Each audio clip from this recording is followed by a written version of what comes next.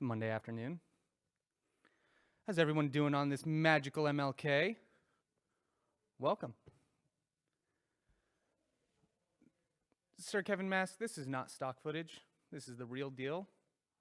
Live here for you guys. Shouts out. Oh man, look, everybody in the chat.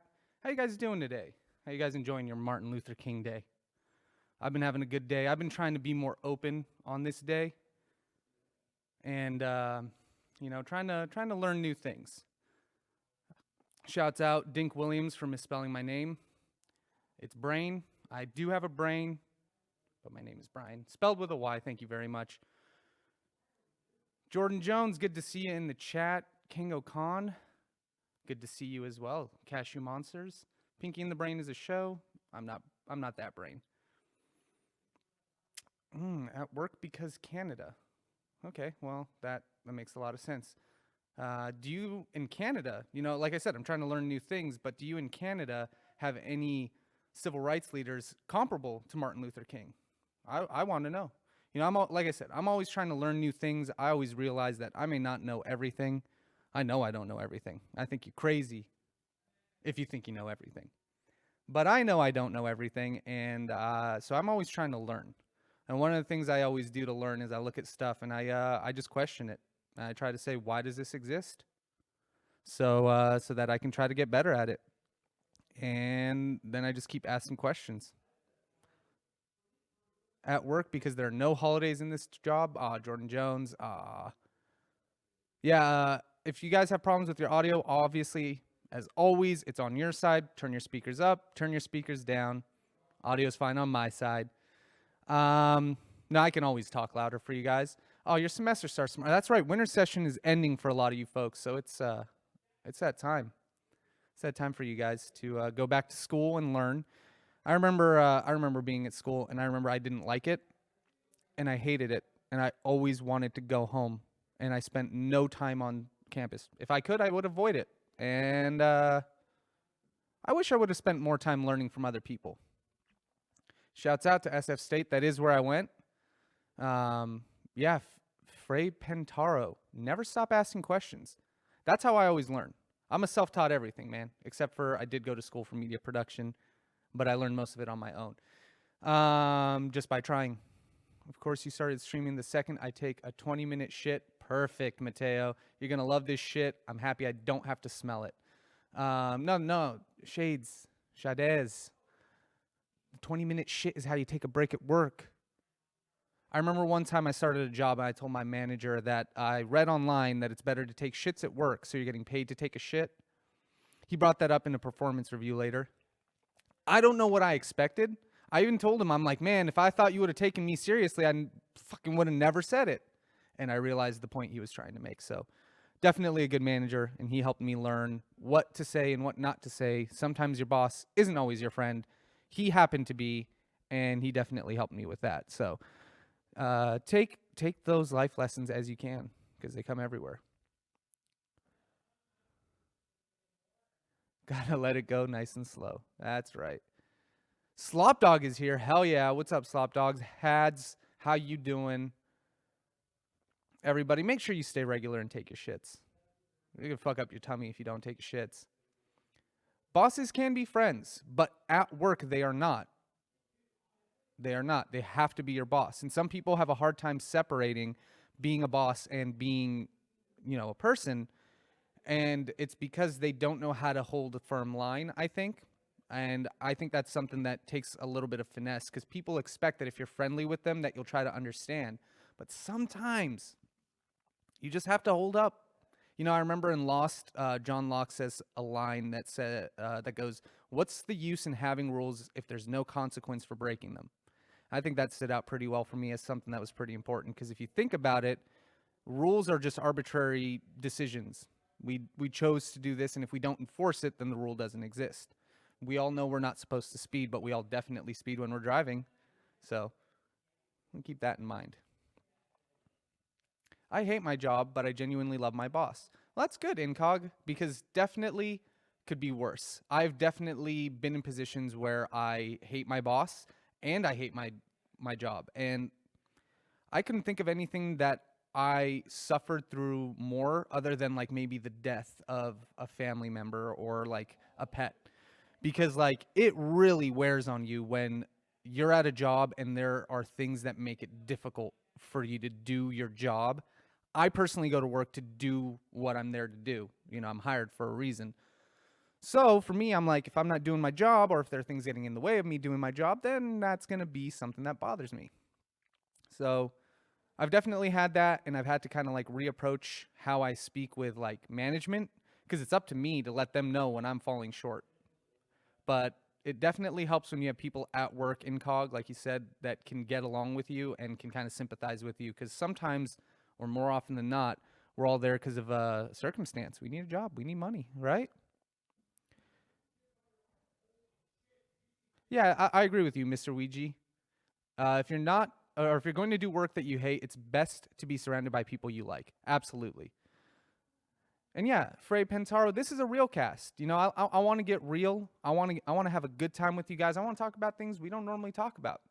You know, last week at my other job, we had a woman on who just had a appearance on Shark Tank for this company called Angel Shave Club, and you know, she was kind of talking about all of these situations that women are put in when it's their first time shaving. And me, I just shaved today, and you know, I'd never really considered how easy it is for a guy to get information or to be told how to shave, because that's just what I've been, you know, dealing with my whole life. But on this podcast, I discovered how, like, you know, women really struggle because it's not something that's normally talked about, because they're not shaving their face, they're shaving areas that have more implications. So that kind of helped me like open my eyes to something, and I always try to open my eyes to something that I haven't had experience to, because I know that my way isn't the only way that's out there. I know that there are different ways that people can do things. So I always want to learn. Maybe their way is better. If you adopt new ways, you might find a way that's better than the way that you're doing, and that might help you out in some way or another. So, you know, for me, that was really eye opening. Another thing that I noticed, and I think like specifically, I don't want this to be all about like, you know, gender specific stuff, but as a guy, certain things that I never noticed, like until very recently, was, you know, I was looking through pictures of my friends at parties and everything, and I noticed that the like stories for guys and stories for girls at like a club or at a party look very different. And the main thing that I noticed the difference of is like men are never holding their drink unless it's like on a boat or somewhere where it's like, you know, you have to hold your drink. You're not gonna put it down because it's gonna spill. Whereas every picture I ever saw with girls in it was, you know, they were always holding their drink. And I stopped for a second. I'm like, why is that common? And then I realized you can't put your drink down. You can't. Like, if you put your drink down as a girl, somebody could do something to it and you're done. And I'm like, man, there must be so many like sensors up all the time for women or for people who are, you know, just, you know, like just putting so many things out there that you don't even, you know, that you're not aware of, is what I'm saying. Like you're just not even aware of, that so many people have to deal with certain things that are like, wow, that's a day-to-day thing. So for me, I guess I just always try to be open, try to understand. Yes, shouts out M Sarva. We are live. This is live and direct. If you guys want to say something in the chat, I want to hear it. Only for Big Boss. He just said I permanently expanded his brain. That's what I'm here to do. My name is Bryan with a Y, but I'm here to expand your brain. You know, I think Nimimu, some people realize it. Probably more people realize it than we're aware, especially people in power. But what do you do when it's benefiting you? You know, I think a lot of times we look at people as bad, and we don't realize that sometimes you're just trying to benefit yourself, because what else are you doing? I mean, we're all here trying to live a life and have a good time, own our video game systems, and, you know, play online and have fun. But then, you know, sometimes that gets in the way of somebody else. And, you know, that kind of sucks. And you don't mean to, but I think we should all be open to understanding that different people have different approaches. And it may not work for you, but it could work in part for you, and doesn't mean that you can't let it work for them. But that's how I see it, at least. Let's see. A battle. I always hear from women that they are constantly having to be aware of their surroundings when they walk alone. 100%. I think that that's something that until I lived with a woman, did not understand. Having to be asked to walk down the street with them because they wanted to feel more secure was something I didn't understand as a 6 foot tall, you know, Arab man who always carries a pocket knife. Nobody's gonna mess with me. But the problem isn't that nobody's going to mess with you. The problem is the feeling of it, because it's there, because you've heard the stories, because it's happened, because people suck. And that's the thing. I think, like, in general, as people, we can always do things to be more courteous to other people, to just let them know that we're not there to get in their way. We're there to be just like they are. They always say to be or not to be. That is the question. We all have the right to be. So I think we should always consider that other people are just trying to be, they're not trying to get in your way. And no, Slop Dog never had a sister. And somebody asked what my game of the year for last year was. It's really hard to narrow it down because I didn't get to play a lot of the games that I wanted to play last year. But I would say from the games I played, it would probably be Spider-Man.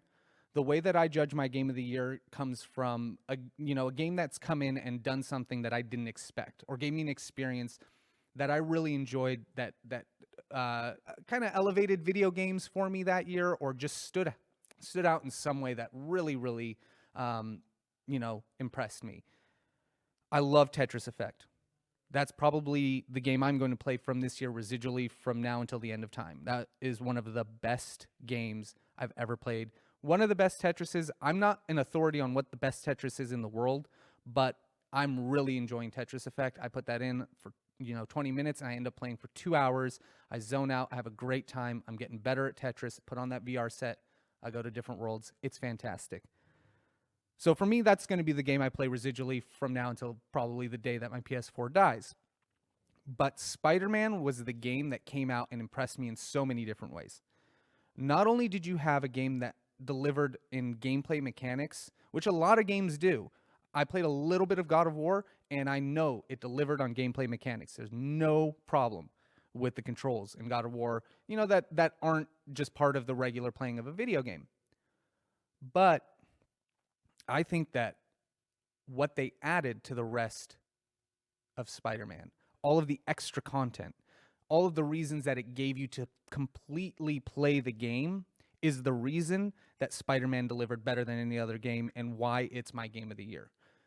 God of War is awesome, and when I get to that, I might change my opinion, but I'll have to push it to this year, because that's when I'll play it. I only really scratched the surface of God of War. I didn't really get into the deep of it. But Spider-Man, I almost platinumed on my first try, which is not uncommon. I know it's it's not common for me, and I know it's an easier platinum than other games because it's Insomniac. But I mean, really, everything had a reason to collect. If you were finding something or doing some mission, it gave you something later, and it mounted up to experience points or to skill points, to different costumes. All the different costumes were awesome. I just thought it delivered on all different fronts. I still haven't even played the DLC, so that tells you that just alone, the main game, you got to check that out. People are saying, I think God of War will change my mind, makes you want to platinum it. That's good. I'll definitely check it out, because I'm a huge original God of War fan. So for me to not have time to play this one, I was doing a bunch of stuff. It's Nathan asks if I like Wrestle Kingdom. I do like Wrestle Kingdom as a whole. I did not get to watch Wrestle Kingdom this year. I've just been busy with other work. Other people want my time. Busy guy. No, it's just it's a big show, and I want to check it out because I heard it's great, but I just haven't had time to sit down. At the beginning of the year, you got to get it started right, otherwise you'd be dragging ass the rest of the year. Let's see. As someone who seems to be in charge of the production aspect, how would I want to change or improve the podcast? I'm always about making sure that everybody is seen and everybody is heard. Different things to the set can be decided by the different guys, but for me, I want to make sure you guys can hear us and you guys can see us. If we can add more cameras, that would be my main thing. We're kind of limited right now, but we want to do more. So that would be my biggest thing. Otherwise, I'm really happy with how this set turned out. I'm really happy with everything that we've had for, the last few months. Last year, this actually our first year coming up. I think now we'll be celebrating our first year this week on the PPS of having this office, and it's really awesome. It's really cool to have more equipment to realize the things that we want to realize, rather than just, oh, it'd be great to do the things that we've been wanting to do, and then it just takes time. You have to build a foundation when you're doing everything. Nobody else comes in here and does the work but the people you see on these cameras. So if we're not here, we're back there. If we're not back here, we're up in my production booth. So it's definitely like, it's a passion project. So it definitely takes time and it takes real work, but that's what we want to do for you guys. It's Nathan. Thank you. I'm glad you're enjoying me in charge of the podcast. Like I said, we want to just improve everything for you guys. We want to make everything so much better so that you guys enjoy being here. Oh, thank you, Huskro. He says, yo, this is my first MLK cast. I'm amazed at how much insight Bryan has to say that doesn't usually get said. I have plenty of insight. And I normally don't say it because, as you can see, I haven't stopped talking since I went live, which was about 20 minutes ago. So if you let me, I can just talk for 2 hours straight about whatever. I mean, if I have a whole podcast where I talked about Lost. I did weekly episodes, and I released that for about 62 weeks or so. So yeah, I mean, that was all by me, only me. Rocco was in a couple of episodes. I had Eric in there. And I mean, I can talk, man. I told people like who are interested, because I know not everybody's interested in Lost, but if you're interested, it's like being on the phone with me. You don't have to do any of the talking, but I do everything. What's my favorite Twilight Zone episode? I never think of anything as favorite, but obviously the ones that stand out, Eye of the Beholder, the one where the guy's glasses break at the end. I like any of the ones that really test, like, again, I'm always somebody who's like, oh, don't take for granted the things you have. That's what I love about Twilight Zone. That's what I love about horror movies, fantasy, sci-fi movies. It's really more about, hey, we're complaining that the world isn't perfect, but look at how great it is. Look at how great it's become from where it was. The medieval times and the Black Plague, when people were dying, and all of these like plagues and things that we don't really have to deal with anymore.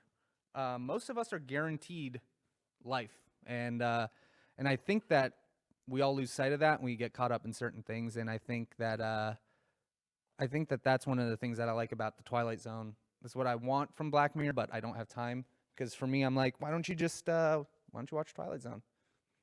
You probably haven't, and you'll probably understand Black Mirror better if you watch it first. If you're still compelled, go after that. It's not bad TV. When I was younger, I used to think old stuff was worse than new stuff because logically you get better. When you do things longer and you keep at it and you improve yourself, they get better. But not necessarily. Sometimes things are good for what they are. I think a great example of that is early film. I don't think that there's anything wrong with it. I don't think that there's anything wrong with seeing wires. I think it's just, here's the process. Here's what we did to get where we're at. Watch it. Learn from it. Just today, I don't know how I got on this path, but just before I got on here, I was listening to, I think a track came up by this guy called Czarface, and I had seen a ad for it, or I'd seen promotion for it by Ghostface, the rapper Ghostface Killah, on his Instagram and his Twitter, talking about like a collaboration that he's doing with Czarface. I'd never heard of Czarface, but I love Ghostface. So I click on it, and I find out that Czarface is a combination of this group from Boston called 7L and I'm gonna fuck it up, Esoteric and Inspect a Deck, and they're releasing an album with Ghostface this year. No idea about it until Ghostface tweeted about it. But when I click on the link, I listen to that song, I'm like, oh shit, this song rules. Well, if the components of this song that I don't know are part of what makes this song rule, not just Ghostface, and I know that Inspect a Deck is good because I've listened to, I've listened to Inspect a Deck on other Wu-Tang albums, Wu-Tang affiliate albums. I'll check it out. Go to their first album, I check it out, I listen to it, but now I have 3 different artists to listen to. We always talk about on the podcast, on Big Dogs, on anything I do, I always talk about don't ever get caught up in there's nothing out right now. I just found 3 different artists because I happened to click on something that I didn't know but looked interesting. I'm really excited to check out these 3 albums that I found today, and each one of those leads into at least 2 more. If I want to get overwhelmed, I could say, shit, I have 30 different albums that I have to now get into, but I don't have to. Just listen to the albums you like. If I don't like these 3 albums, I'm not going to listen to all of them anymore. But I want to check them out. I want to see what's on there because holy shit, I didn't know that this existed, and it's been going on for like ever. 7L and Esoteric has been around since like fucking the 90s, and I never heard of them. And I think I know hip-hop. Now, I mean, I don't know everything. I definitely don't, like I said at the beginning, but I got to be open. I got to be open because if I'm not open, then I'm not getting anything from it. Or I'm not finding something new. And that's what I'm about, Once it's there, I think it's like, cool, I got that experience. I know what it's about. At the very least, I can call back to it. I can remember that experience. And it could be just for that time. It's like friends you have in college. People who you loved at the time, you never talk to them again. It just doesn't happen. Nothing bad. It just doesn't happen. So for me, it's the same thing with media. It's there. I took it. I embodied it. I had it within me because when I approach media, that's how deep I dive. It's not just, cool, this one album, cool, this one song. I get the whole album, I listen to all of it, and I realize, 3 songs are good. Guess what? All of those are singles. The album is just to sell the album, and it's to sell the other people on the album. You also have to realize how, like, the scape of media works. When you understand that, it also helps you to know that most things are so people can get money. Most things. Most mainstream things. Gerkuso, what's up? When it comes to music, when it comes to media, man, when it comes to movies, when it comes to TV, Scruffy, come on. Like, if it's mainstream, there's a reason. It's paid to be there. You're paid to see it. Nowadays, don't confuse yourself. Your information is out there, and you're being shown exactly what would most likely be purchased by you. That's not necessarily bad, because they're only showing you stuff that's interesting to you, but that means it went from, I don't have to buy everything, to I'm being shown a shit ton of things that I want to buy. So you have to be discerning. And that's the thing that, like, man, I hope that there's, like, we had classes like social studies and like this for us when we were kids. I hope they have something like that in schools. I took a class in university called media literacy, and it wasn't a required class, but I absolutely believe it should be after taking the class. And basically, it was what we probably all know as educated adults who have been on media for, at least 15 to 20 years, which is that media is contrived. It's all created. So everything you see on this screen, yes, I sat down and I pressed go live on Kevin Cam, and you see me, and I hit up on the fader for this mic so you can hear me, and I lit myself. And I did all of this extra work so that I'm in frame. Everything within this box that you see here. Ooh, I'm doing the Uma Thurman thing here. It's all created so that it creates an emotional response so that you see something and you react to it. You have an attachment to it. That's what we're supposed to do. That's our job. What do I think about AI? Elephant Dino, I think everything that needs to be said about AI was said by Elon Musk on the Joe Rogan Experience. If you haven't seen that or heard that podcast, put it on like it's a movie and just listen. There are some episodes of the Joe Rogan Experience, it's like school. Just put it on and listen. AI, I believe Elon Musk has it correct. AI will take over, for good or bad. And I don't think it's going to be like they say in the movies. I agree with Elon there. I think it was funny because I was watching The Matrix around this time. I think it's going to be kind of what they are leading to towards the end of the Matrix trilogy, which is that robots and AI took over because humans were being too volatile. They were attacking the planet just to win some unnecessary war, which, guys, is not too far off from what the fuck we're all doing right now. Seriously. Like, going back to what I said earlier about, like, take it easy, realize that people are just trying to get by. So we just didn't want to be snuffed out as a race because we thought we would be. But there's no reason we have to be. There's no reason. There's no reason. There's no reason you have to step over somebody to get where you need to go. There's none. And AI is going to eliminate that for us. Whether it does that by changing the way our brains work so certain things aren't a negative aspect to us, or I don't know, maybe it'll just numb us entirely, and that's partially what we're going through.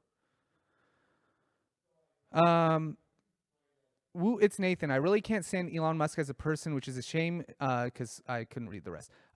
I mean, you don't know him as a person. You know him as his media-facing person, and you don't like that. But sometimes you have to be loud. Squeaky wheel gets the oil. Sometimes you have to be loud. And the fact that you don't like it is because he's saying things you don't like or don't understand. Most of the time, when people are upset, it's because somebody is saying something that they don't understand or they don't like because they don't know it and they're having a lack of comprehension. And I'm not saying that you're not able to comprehend. I'm just saying it's like trying to pour water into a tube and hoping that it, like, spits out the side. It's not going to spit out the side. It's going to go down the tube. You got to poke a hole inside for it to do that. Change needs to happen. Things need to happen. You got to make some movement.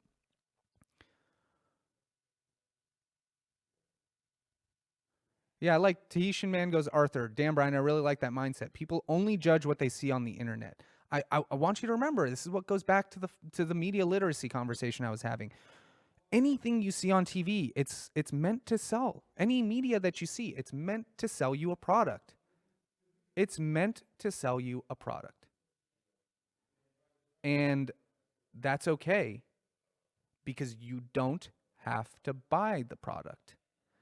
This fear of missing out mentality, this, urgency that we all have, I think is really a big problem. Slow down. Slow. Take it easy a second. Ask yourself, what do you like? Be self-reflective. The hardest thing in the world to do is to be self-reflective. And people will always try to get you to do things for them, and that's okay because they're asking you for help sometimes. But you can always say no.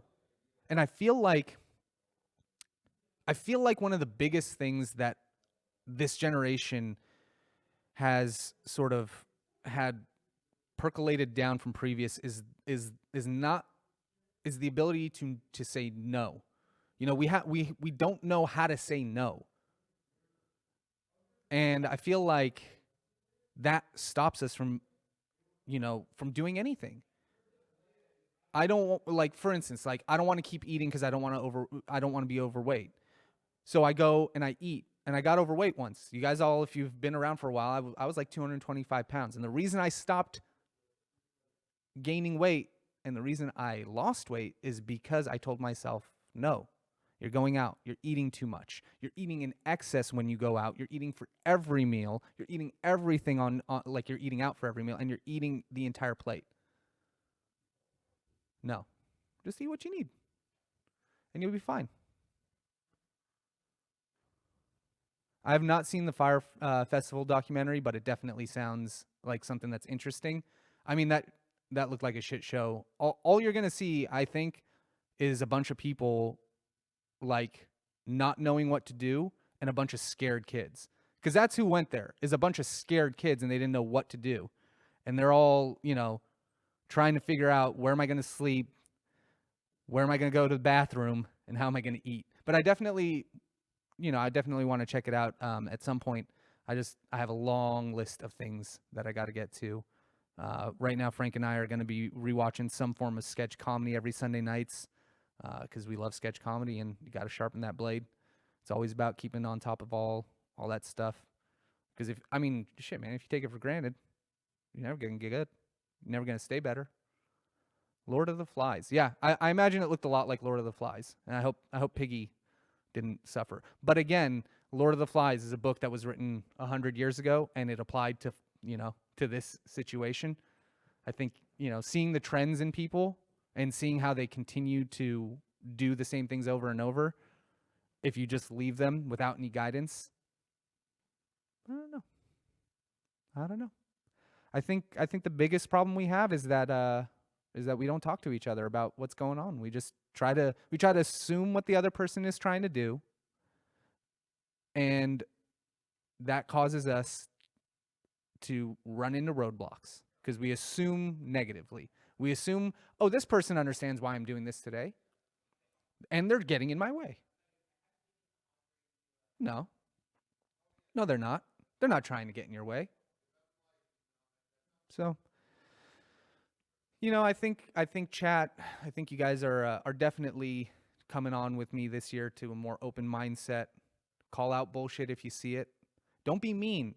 I think the biggest thing is like, you can't be mean anymore. We can't be mean. You can't ever assume that people know things that you know. And that's one of the biggest things I think we do, is we assume, and then we get mean about it because we think they know they're doing this on purpose. Like, no, just ask. 99% of the time, if you just say, hey man, did you mean to do that? They'd go, I had no idea I even did that. Instead of, you fucked this up. Yo, if I come at you now, chat, and I say, you fucked this up, you don't like that. You think I'm mad. You see this stare, you know I'm mad. But if I come up and I ask you, hey man, I noticed that this thing wasn't right. What happened? I'm assuming that you guys, can give me some information to help me out. Jordan Jones, exactly. Try to understand why they are coming from a different place. Man, I'm 32 years old. I grew up in America. I did not grow up listening to classic rock because my parents are from Lebanon.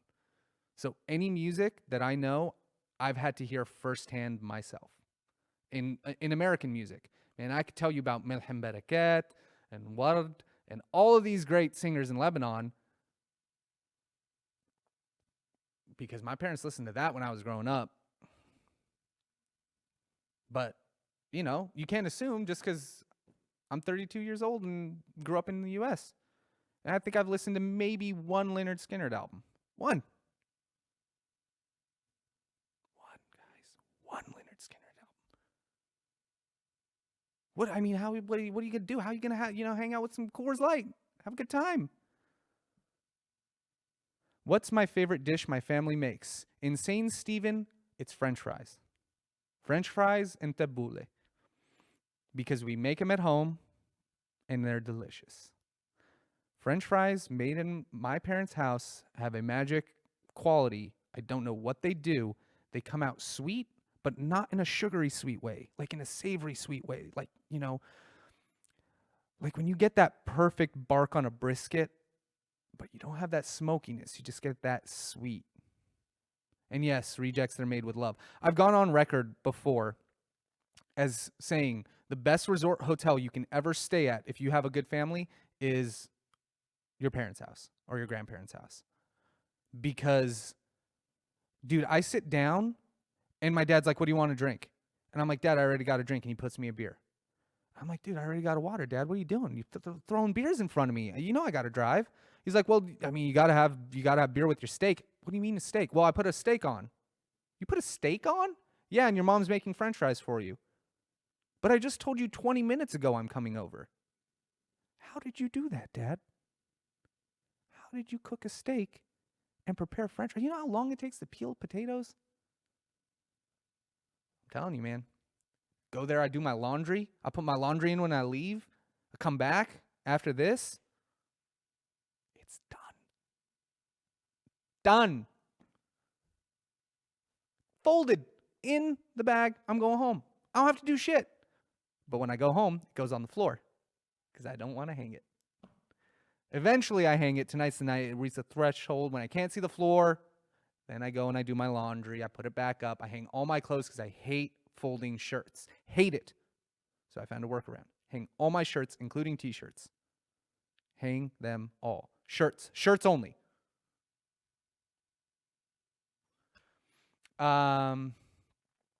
Other than that, I'm trying to get through Red Dead, which I'm loving. I mentioned on the PPS last week that I had some issues with it. The more I play it, the more I get over these issues. They're more mechanical issues than they are overall issues. Gameplay wise, so good. The reason the controls suck is because you're doing a lot of shit at once. That's it. Get used to the controls. It's going to take you a while. This isn't a game you play in 1 month. And if you do, you're not savoring it, in my opinion. But if that's how you savor games, man, I can read a book pretty fast. Some people can't. Do you put the hanger through the collar hole or through the bottom hole? I always put it through the collar hole, but I do that little swoop. So you don't see how. Check it. Check it. No stretches. No stretches. About names. Rockstar cares about animations more than game feel, honestly. Yes. And that's my complaint. Gotta put down a fucking character to turn off my lantern. I don't have to do real shit. I don't have to do real shit in video games. If it's harder in a video game than it is in real life, take it out of the video game, please. And give me something that's enjoyable. It's fun. Now, if it's a simulation game and that's the point, then fine. But don't make that part of the other parts of the game where it's completely unnecessary. Mateo, I hang my sweaters. Is that bad? No, it's not. I heard it's better for them. So that if they shrink in the shower, if they shrink in the wash, they have a chance to, to finish back up. But one sec, I'm getting text messages.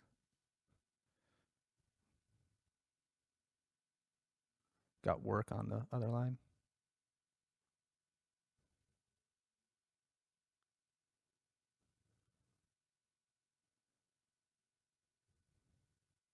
You get to watch me text. Last time, you got to watch me eat peanut butter. If you guys don't remember that, that was a long time ago. That was in the old studio. How'd I join Mega 64? We all went to the same high school. I hung out with Dominic. We played King of Fighters. Rocco would always be shooting stuff in his room. I thought it was cool, so I started talking to him. Then Eric started hanging out more and more with Sean also. Sean's really cool. I would go over to his house. We'd go karaokeing. We would drink 40-ounce King Cobras and go into a cash-only karaoke bar and sing all night long. So that is how I got into Mega 64. I know them. That's it. And this is what I wanted to do with my life too. So, just by part of wanting to produce media, this is, this was a place where everybody was doing it. Eric was doing it. He was doing it with me, and he was doing it here at Mega 64. So I'm like, well, shit, if people are doing it in San Diego, why should I be the only one trying to figure it out? So, yeah. Drunk Sean's story. Sean and I have a lot of really good drunk stories. And, normally I think when people ask for a good drunk story, they're hoping that it's going to be something scandalous or horrible. But in all honesty, Sean is like pretty, man, he's straightforward. It's so much fun when we go and we drink with him. Sean just gets he gets more chatty. And by chatty, I mean he kind of becomes a little bit more like Marcus. So he'll just say whatever he's thinking, which is fucking awesome because Sean is hilarious. When he doesn't give a fuck, Sean is the funniest person I think I know. If you don't follow him on Twitter or his Instagram, they're so fucking funny. I think Sean Fatfield is his Twitter and Sean Chatfield is his Instagram. But I'm sure if you Google his name, you'll find all of the relevant information.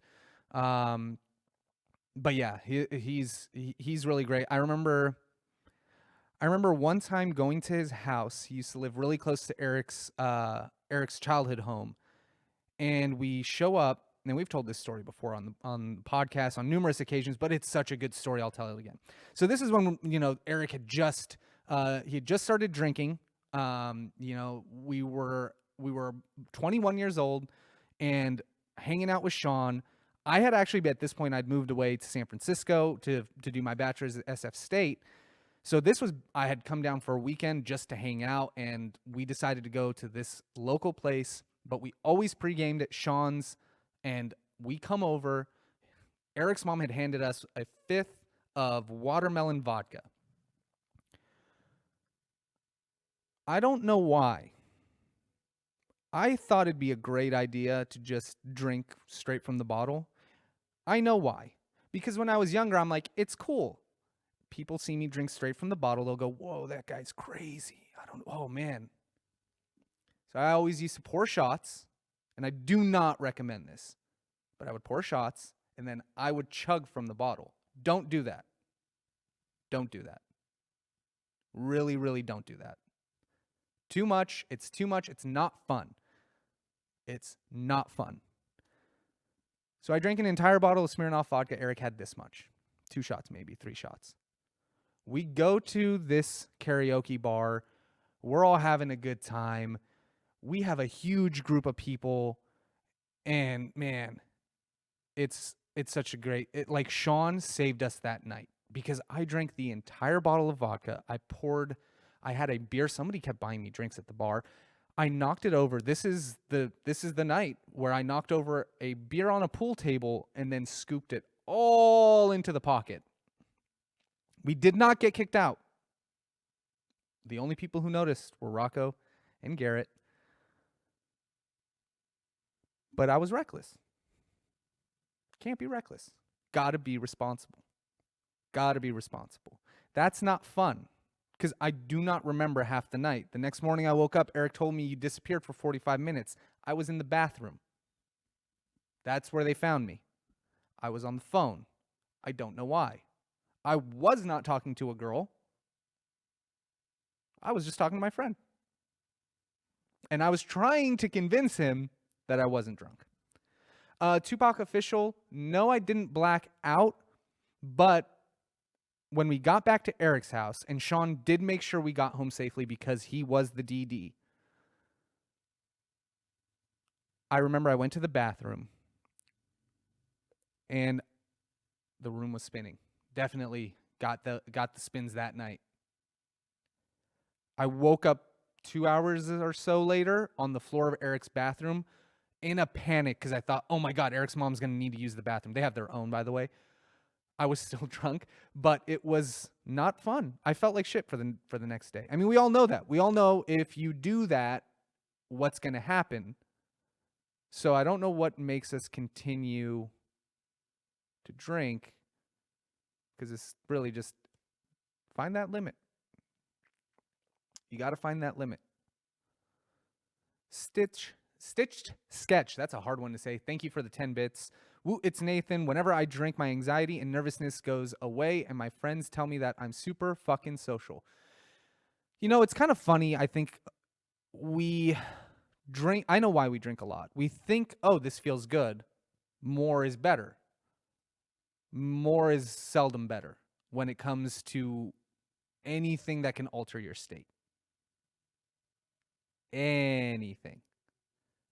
More is not always better. The right amount is best.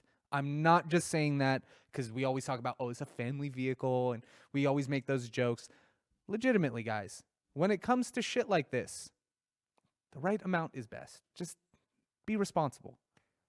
If you're feeling it, then you feel it. And the reason that we get more social, or the reason that we do all of that, is that we don't feel the same sort of inhibitions that we normally have. I will go on record. I'm far more emotional when I'm drinking than I am when I'm not. Way more. I'm way more apt to cry. I'm way more apt to get angry because I don't have the normal presence to stop the things that I normally can stop. I can, and I have, and when I try harder, it does. I can control myself. You just learn and you practice. It goes back to learning to say no. And then, yeah, Xanabloke says that and a lot of food. Please also make sure you're eating. Just be healthy. Just be healthy. You don't want to pass out. You don't want to black out because you don't have enough water. You overheat. But you don't want that. That makes it not fun. I mean, we all are trying to enjoy ourselves, right? Like when we're going out, we're trying to have a good time. So why make that good time bad? Drink lots of water, drink twice as much water as you take alcohol, because when you piss out more water than what was in your body from the alcohol. So just be careful. Yeah, it's also not fun for your friends. That's a good point, Darnipa. Dare. Man, they cannot read some of these usernames.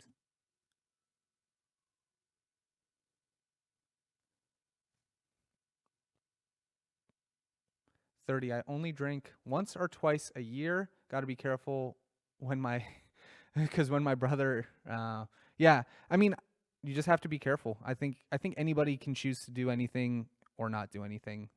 It's up to you. It's up to you to enforce it, to keep yourself steady. I think that there's no difference between any person, between me sitting here and you sitting there watching me. The only difference is you tuned in here because you tuned in here. But if you wanted to do the same thing, turn on Twitch, put a camera up, set up some mics. That's what we did. It took, what did we say? We're on our 15th year, but we did it. Everyone always asks, how do you start X, podcast, show, whatever, streaming? Just start. I think I read a book by James Cameron, or not by James Cameron. There's an interview book that Frank has with interview snippets from James Cameron interviews that have been published. And he's like, you know, people always ask me, how do you become a director? And he says, you just direct your first movie and then keep on directing. And you're a director. I think that's one of the things that, guess what? We're going to talk about Lost. That's one of the things that happened in Lost that I think people don't embrace or don't see as well, is that the whole point of the show is telling you that a lot of the baggage that you carry is your own, and that at any moment you could choose to stop and be better from where you are. And they literally do that in the show. When you come to the island, blank slate, you can do whatever you want. I think that's, you know, it's an allegory for real life. At any moment, you can choose to stop doing something and start doing something else. Before today, you might not have ever seen what I looked like and not known that for 9 years I had a beard instead of a mustache, or that I had long hair at one point, because I constantly changed where, you know, the way I'm looking and all this kind of stuff. So there is no, this is how it is. It's just what it currently is at, you know, like what's in front of you. And I think that that's one thing that we don't realize, and why so many people are like so troubled nowadays. I think they don't realize that there's always more in front of you, especially here in America. Like, there are shitty situations around the world. Believe me, my family got out of one. So here in America, you really, if you just like minimal effort, it's not that hard. You can probably get by. I think that the biggest problem that a lot of people have is that they forget that we are surviving, that our basic check mark or box is checked off. For so many centuries, for all of our existence, we existed here for one purpose, and that's to survive and thrive and have, you know, a continuation, generations. We don't really, in America, especially in most of the developed world, we don't have to struggle for basic things like food, shelter. You know, like we don't. The fact that we have homeless people is a clear example of that they can continue to be homeless. And living in San Francisco for as long as I did, and learning about all of the different programs and things that are available to homeless people to help get them off of their feet and into a position that's better if they just take it. And it works. Some people get out of their situation and it gets better. More often than not, these systems do help people. You know, food stamps. I've had people that I know who are on food stamps, and they've, you know, been on unemployment, and they've found work, and they've used that for a short time to get where they need to go. So I think that when we're trying to categorize everything and figure out our path, we get lost. And that's what makes us feel like, oh shit, what am I trying to do? Because now all my basic stuff is covered. I don't really have to struggle for food. I don't really have to struggle to survive every day. So now the internal struggle begins. Oh, how am I matching up to the other people around me? Do I look the same way as other people? Am I behaving the same way as other people? Well, I don't want to entirely, but at the same time, I do want people to listen to me and to be respected and validated. And that's the hard part, I think. I think, most people don't know how to feel right in and of themselves. I think that's something that comes from asking yourself a lot of questions. What don't I like? What do I like? What do I want to have? What don't I want to have? And it's okay to not have some things just because I don't want them. It's okay. I don't have to feel bad because I don't want them. I don't like this type of thing, so I'm not going to have it. And that's okay. When we're younger, we're kind of made to feel like we should try everything because we haven't. But when you get 20, 25, 30, you start to experience more. There are certain things you don't know or that you do know you don't like. So you can kind of come up with a logical idea of whether or not the next time you try something similar is going to be beneficial or not. But I say it's always open to try it because all of this comes from the worry that we're going to make a decision that is going to kill us. That, I personally believe, is our biggest issue in life that we need to get over as a civilized, like, past needing to just survive, is that our decisions, each one we make, I think where we all get caught up is that we still feel a life or death decision on, oh man, should I go to the store today? Oh, it's a waste of time. I don't have time to, like, oh, like in our mind, we default to this primal, this will kill me, so it's a waste of my time. I shouldn't do it, right? But if we can just stop for a second and go, but I want something past whatever this primal response is.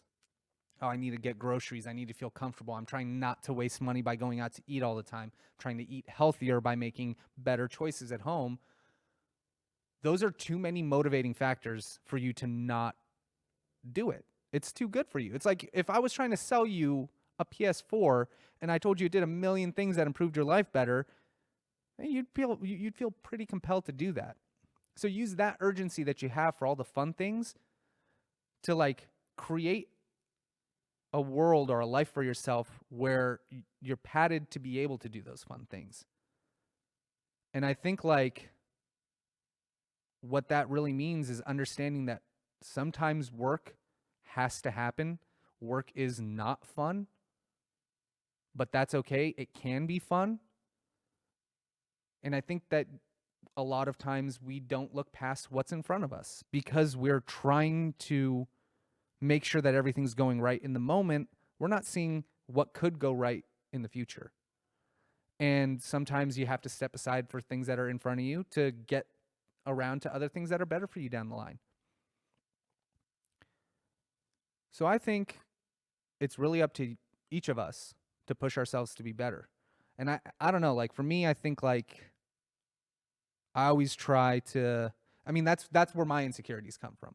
They come from, am I doing as much as I can? I never ever feel like I'm doing as much as I can. Not in an imposter syndrome way, but in a way that somebody's gonna walk up and go, yeah, I mean, you did a good job, but you forgot this and this. And it's like, fuck. When I was younger, I hated that I forgot this and this.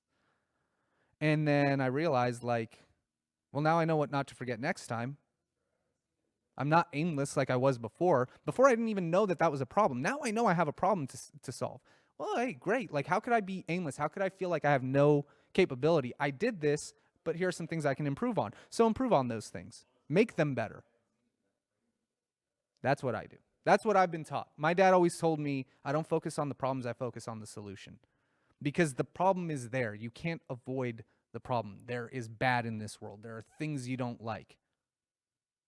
You're gonna have to deal with them because they're there. And if you try to hide from them, if you try to pretend they're not there, they persist. They get bigger. So we have to do something. If you want something, go do it. You already have a framework for your next step. If you're lost, you want something. What do you want? Ask yourself that question. What do I want? I want to be happy. What's happiness to you? Well, I really love playing video games. Do you want to play video games all the time? Not all the time, but I do want to make time to play video games. Well, how do I do that? Well, I guess I got to have money. I have to have some place to play video games, and I have to have the ability to not have it hurt me if I'm playing video games. And I think what you just keep going. Okay, so what does it take to do that? Oh, I need this much money. Okay, how do I get that much money? And nowadays there's so many avenues for people to earn that if you're not earning, it's on you. Go to Uber, go to DoorDash, go to there's a million different things I can't even remember for, professional people who are selling their trade online. Hey, I do this. I can do editing. I can do copywriting. I can do handyman work. I can sit here and do be a proctor for your tests. There are ways to make money. There are ways to better yourself. So for me nowadays, if people aren't, it's like, what do you need? Like what else? How can we motivate you? What else? What else? Get up. Go do something. It's cool. If you're gonna fuck up, it's fine. Don't like kid that you're gonna not fuck up. Everybody fucks up. I always say this. Do you think when they walked out to play baseball, they knew exactly all the rules of the game? The sport is over 120 years old. How big is the rule book in baseball? How many rules don't apply? Look, but it works overall because they try to maintain it and they keep improving it.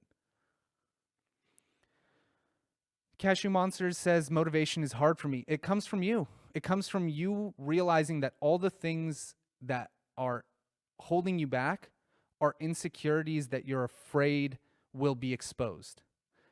But nobody is ever going to call you out the same way that you call yourself out in your head. Nobody's ever going to say you're a fucking idiot. You don't know what you're doing. I can't believe you've done what you've just done. And if they do, that's more on them. That's more on them. They're being the dick. They're being the dick. You're trying to do something and they're giving you shit for doing it wrong. Okay, I understand you're upset that I did something that inconvenienced you. Hold up. This is what I was trying to do. If you ever have an argument with me, that's what it's going to be every single time. I will listen and I will always understand your point of view, but I cannot leave the conversation until you understand where I'm coming from. And that's a hard one because it's tough. It's tough to get people to see things differently. That's why I use a lot of analogies. And then, Tahitian Man Goes Arthur says, seriously, though, having a strong will helps you a lot with motivation. A strong will is being able to say yes and no to things that you normally don't like saying yes or no to. And it breaks it down easily. It's like, this is why it's hard, because you know inside what you should be doing, but you're not doing it, so you're upset with yourself that you're not doing it. That's it. We're all just upset. That's what I don't know. I've never had any clinical diagnosis. I don't know what the word is now. Of any sort of depression or anything like that. Some people would say I have anxiety. Some people say I have OCD. Some people say I have ADD. And I just think that those things are just definitions. The way that you guys are able to understand me when I use language to make a point is the same way that these words are created to just define something. And I don't necessarily think that it has to be a negative. You just aren't using it in a way that's beneficial. That's what I think. Because when I was younger, I was told that I tend to, lean towards stronger personalities, meaning I take on certain things that they have, and like the way that they speak, certain cadences. But I realized as I got older that that's a skill. Most people don't know how to adapt and speak conversationally, and the person who I'm speaking to has no concept of the fact that I've changed personalities or methods of speaking. But it's a common thing that most people actually do. So once I realized that I do this, I thought, how can I use that as a benefit rather than as a negative? Well, that allows me to relate to people.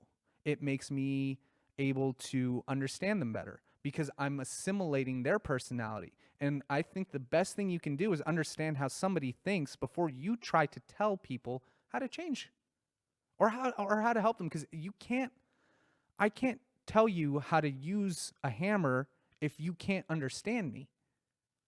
If you don't know, if we don't have a language to communicate with. And I think that language goes as far as in between the person that you're talking to. We have a language here at Mega 64. We all say things that only we understand. That's what inside jokes are. So try to understand the language. I'm the kind of person who, if I don't understand something, like if I'm in a group with people, and this used to happen a lot, and they would say, oh, that's an inside joke. I'd go, oh, well, explain. Obviously, it's an inside joke. You just told me and acknowledged that I don't know this. So obviously, I need more explanation, please. So I could be a dick. I could say, obviously, I don't get it, and be a fucking dick. Or I could see an opportunity to learn something new and ask, hey, what do you mean by that inside joke? And that's why I think when I'm around, at least, especially up in the chat when we're doing the regular podcast, I try to explain this stuff because there's so many new people, and I want new people to enrich the Mega 64 fan base, but they don't know what's going on sometimes. And, when we say unsubbed and they have no idea, then we all jump down their throats because they don't know. That's a prime micro example of what we do on a macro scale. They don't know, but they want to know. That's why they're asking. A squeaky wheel will always get the oil because it's loud. You could either break the wheel or you could oil the wheel and it'll work fine. So, yeah. Bear Nasson says, I love learning where you fit in society from trying new things and finding out your strengths and weaknesses. That's a very, very good approach. Frey Pentaro, this is an amazing cast, and it saddens me that I have to hit the road. Thanks for taking the time for some real talk, Bryan. I think I actually have to hit the road too. I have to set up for another podcast. Not here though. But folks, throughout the week, stay tuned to the Twitter. Stay tuned to all of our social media. We'll be popping in and out. MLK stream here, guys. We're doing good work. It's the MLK stream, guys. Every year we come here, we try to have a good time. I'll try to come back in and visit with you guys.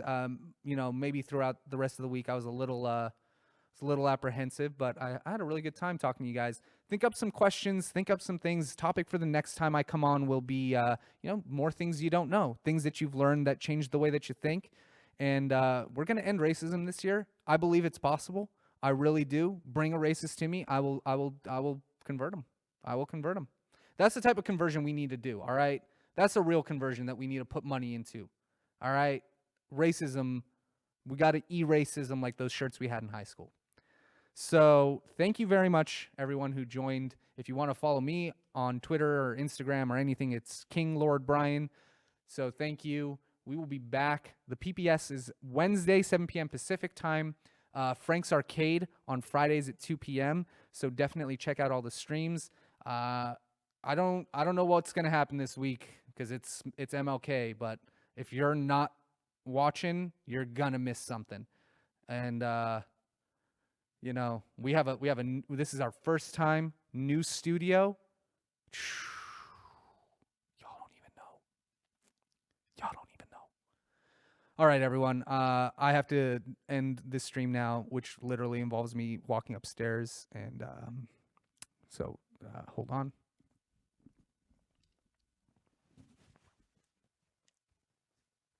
Can't forget my phone.